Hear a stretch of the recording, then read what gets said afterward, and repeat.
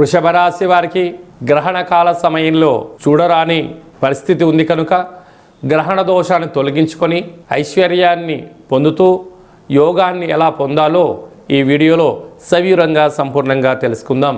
రాశాధిపతి శుక్ర భగవానుడు. వీరికి ధనవాక్కు కుటుంబ స్థానంలో దేవగురు బృహస్పతి వక్రగమన సంచార స్థితిలో ఉన్నప్పుడు మాటను అదుపులో ఉంచుకోవడం, డబ్బులను దువారాగా ఖర్చు పెట్టకుండా సమృద్ధిగా ఉండినను స్వల్పమైనటువంటి ఖర్చులను తగ్గించుకుంటూ ఆలోచన విధానంగా మీరు పెట్టుబడులు పెట్టగలిగినట్లయితే మీకు ధనపరమైనటువంటి భవిష్యత్తులో ఇబ్బంది ఉండదని చెప్పి కూడా గమనించగలగాలి.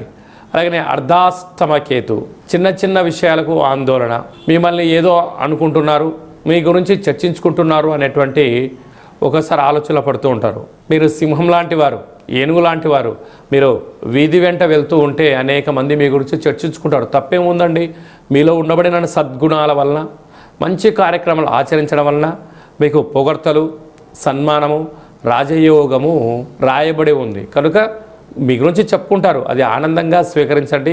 పాజిటివ్ ఉన్నా నెగిటివ్ ఉన్నా దాన్ని మౌనంగా స్వీకరించగలిగినట్లయితే మీరు ఉన్నతమైన జీవితానికి స్వాగతం పలకబోతారు. అదే కాకుండా వృషభ రాశి నుంచి 4వ స్థానంలో ఈ చంద్రగ్రహణ సంచార స్థితి ఉంది కనుక వృషభ రాశి జాతకులు మీరు దయచేసి గ్రహణము మీకు దోషము ఉంది కనుక దోషకాల సమయంలో నవగ్రహ మంత్రములను, రుద్రుడి యొక్క మంత్రములను, శ్రీమన్నారాయణుడి యొక్క మంత్రములను లేకుంటే గురుచరిత్ర పారాయణం చేయగలిగినట్లయితే ఉంటుంది.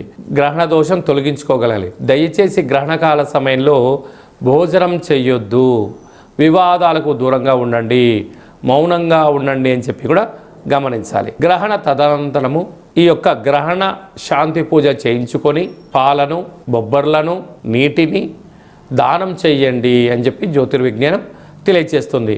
విశేషంగా మిథున రాశి వారికి ఏడాది తర్వాత రాజ్యస్థానంలో చతుర్గ్రహ సంచార స్థితి, ఆత్మకారకుడు రవి, రుణరోగ శత్రుకారకుడు కుజుడు, బుద్ధికారకుడు బుధుడు, వాస్తు నరదృష్టికారకుడు రాహు భగవాను ఉండడం వలన వృత్తులలో, ఉద్యోగాలలో, వ్యాపారాలలో స్వల్పమైనటువంటి ఆటంకాలు పొంచి ఉన్నాయి కనుక ఇలాంటి కాల సమయంలో ఓపిక, పట్టుదల, సహనము, సత్ప్రవర్తన అవసరం అని చెప్పి గుర్తు పెట్టుకోగలగాలి.